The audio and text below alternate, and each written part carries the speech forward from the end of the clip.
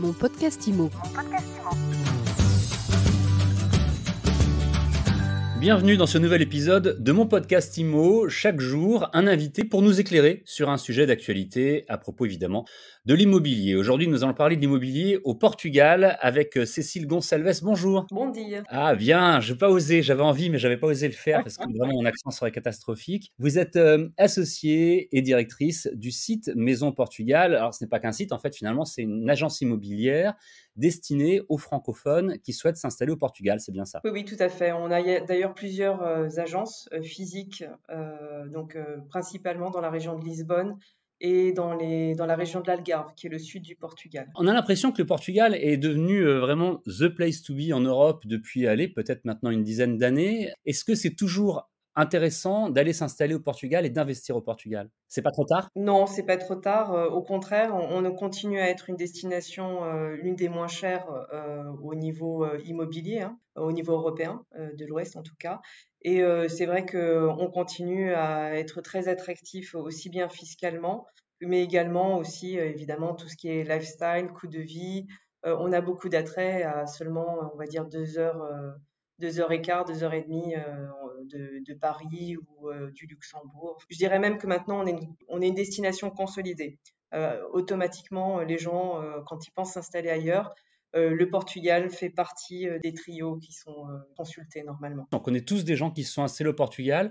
D'ailleurs, est-ce que la communauté française au Portugal elle est importante? C'est une des plus importantes? La communauté française est assez importante à Lisbonne, à Porto et aussi dans l'Algarve. Et elle a pris, on va dire, beaucoup de parts de marché aux Britanniques, qui étaient, on va dire, ceux qui étaient historiquement ceux qui s'installaient au Portugal.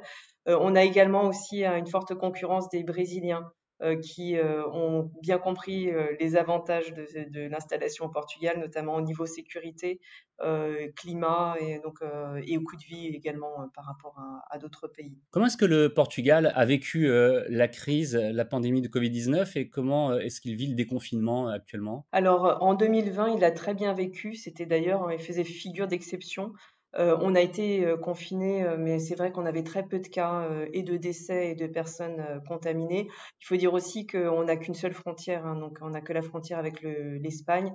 Et les liaisons aériennes ont beaucoup ralenti, tout comme partout ailleurs.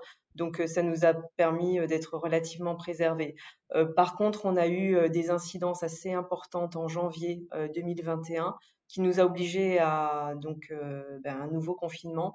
Mais aujourd'hui, par rapport à la vaccination et au programme de vaccination, on a beaucoup moins d'incidences. On est sorti maintenant, je pense, depuis un mois, on a commencé à sortir du confinement et on a vraiment de très très bons indicateurs. On a des journées sans décès, ce qui est vraiment extraordinaire, on va dire. Et un très bon indicateur, effectivement. Cécile Gonçalves, je rappelle que vous êtes directrice associée de Maison au Portugal, que vous accompagnez des Français, ou pas que des Français d'ailleurs, des francophones qui s'installent au Portugal. On a beaucoup entendu depuis un peu plus d'un an maintenant, en France, dans les grandes villes, principalement Paris, mais pas uniquement, des gens qui voulaient partir de Paris pour s'installer ailleurs, pour développer le télétravail, voire pour changer de métier. Alors, il a beaucoup été question des campagnes françaises.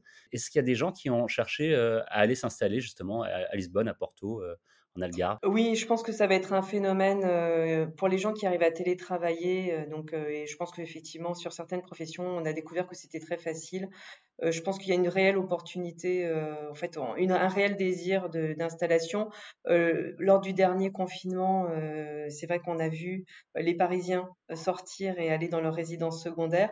Nous, au Portugal, on a aussi également vu des Parisiens arriver à Lisbonne, parce que enfin, notre ville est à la taille de Lyon et il est très facile d'en sortir. Enfin, on est quand même comme dans la taille d'une petite ville de province, mais en même temps, on est avec la mer à côté. On a des très très bonnes infrastructures. La logistique est très bonne au Portugal, donc on peut s'installer. Pour les nomades digitaux, par exemple, on était une destination, on va dire, il y a une dizaine d'années. On connaissait des gens amateurs de surf ou, par exemple, qui s'installaient en hiver systématiquement au Portugal et y travaillaient.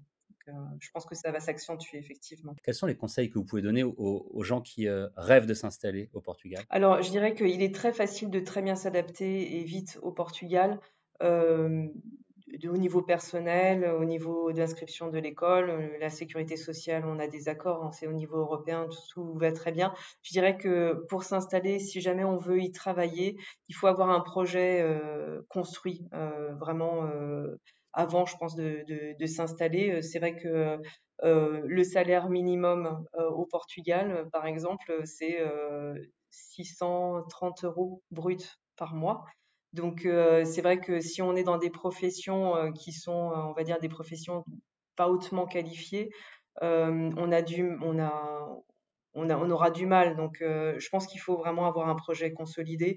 Mais sans ça, franchement, en général, les installations se passent très, très bien. Donc, nous, ça fait 10 ans à peu près qu'on installe des gens français, hein, puisqu'on est actif depuis 2011. Je connais très peu de cas qui se soient mal passés. On a installé beaucoup de personnes à Maison au Portugal. D'un point de vue, justement, investissement, achat, installation, d'un point de vue, immobilier, on est sur un marché plutôt dynamique? Oui, on est sur un marché, alors il y a eu d'abord l'effet rattrapage parce au Portugal, on a souffert une grave crise économique, hein, après 2008. Donc il y avait, d'une part l'effet rattrapage, mais on a aussi également un marché, qui est en devenir.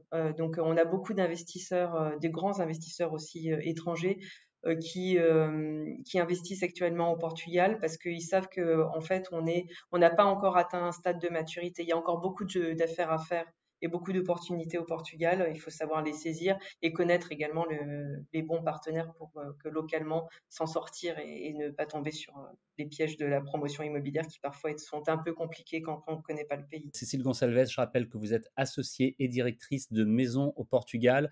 C'est le site qu'il faut visiter. C'est sans doute vous qu'il faut contacter si on veut s'installer, que ce soit à Lisbonne, à Porto, vous parlez de l'Algarve également, ou à différents endroits de ce très très beau pays. Merci beaucoup et puis à bientôt sur mon podcast IMO. Merci à vous. Au revoir. Au revoir, mon podcast IMO, c'est tous les jours, c'est gratuit, c'est sur toutes les plateformes de podcast. Vous pouvez évidemment vous abonner et laisser des étoiles et des commentaires. Mon podcast IMO.